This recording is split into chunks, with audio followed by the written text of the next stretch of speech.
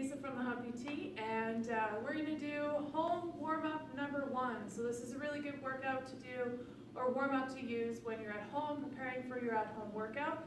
Also really good if you're limited on space, but you need to get in something to get the blood flowing. There's no equipment, no bikes, no rowers, none of that. We can use our body, totally fine. So we're going to start with 30 jumping jacks.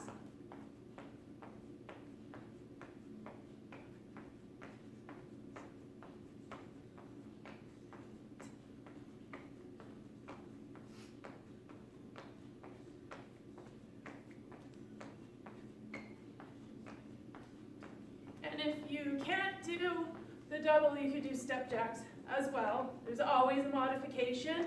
I think that's 30. Then we're going to go into high knee run or high knee march. We're aiming anywhere from 20 to 30 steps, and that's per total. So you're counting each step that you're taking.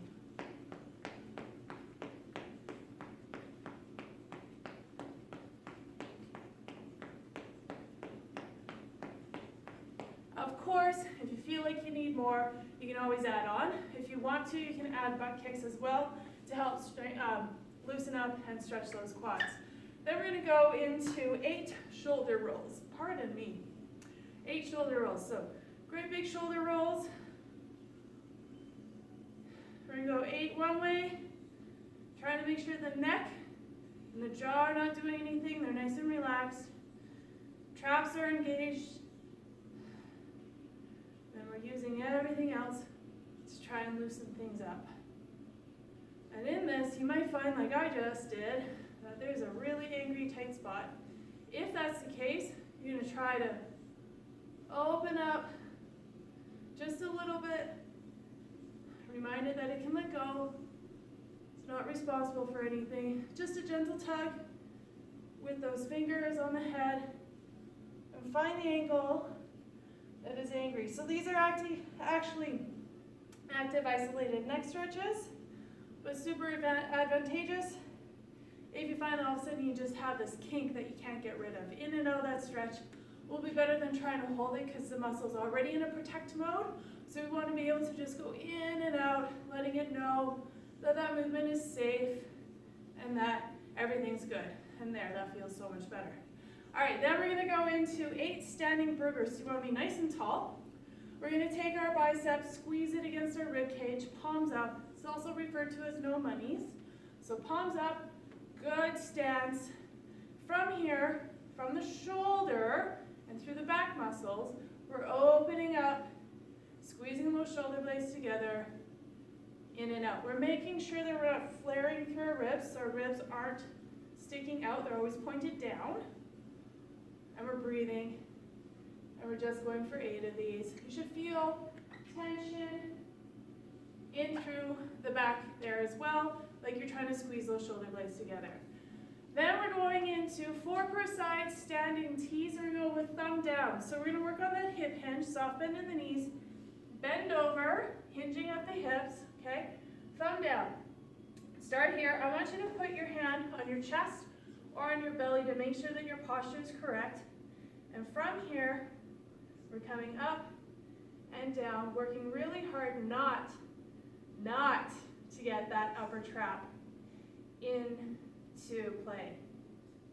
So we're using our infraspinatus, subscapularis, a little bit of supraspinatus, teres minor, all in there. A few other muscle groups as well, opening everything up, thumb down. And 4% is what I said, but you know. All right, switch sides, same thing. You might find one side responds better than the other. Try and change your angle a little bit if there's discomfort. Maybe straight out doesn't feel good. You could try for a little bit further behind at a 45. We just want to make sure that we're not diving with that shoulder cap and that we're using those back muscles to activate that movement. 4 on each side. Then we gotta go down to the ground. We're gonna go for alternating pigeons and alternating groiners. So on your hands and knees, or hands in plank position, pardon me. We're gonna start in plank. Our alternating pigeon is taking left foot or right foot, sweeping into left hand, little dip of the hip, come back out, and switch through. We're gonna go for 8 total for this one, 4 on each side.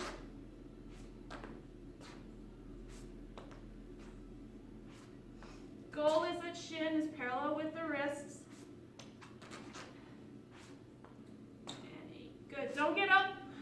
Your next one is groiner, so it's the same setup, but now, I'm gonna try and show from here.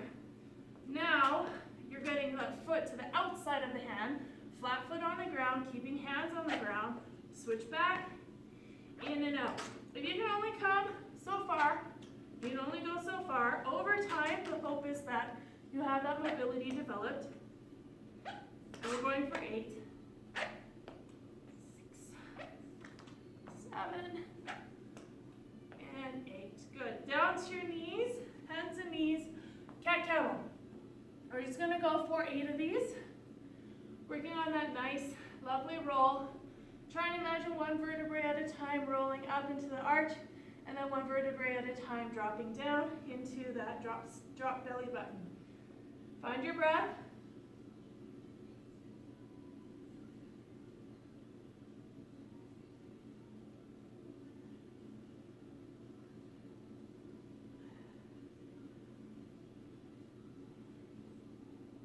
And each pairing is 1 rep. So it's only 3. This is a good way to warm up the spine, warm up the back muscles. If you're super, super hyper-aware, you can work on focusing in through multifidus, right at the base of the spine. Work on your breath. And for many of us suffering from sore shoulders and backs from being in front of computers, this is really great for trying to promote a stretch through those shoulder blades.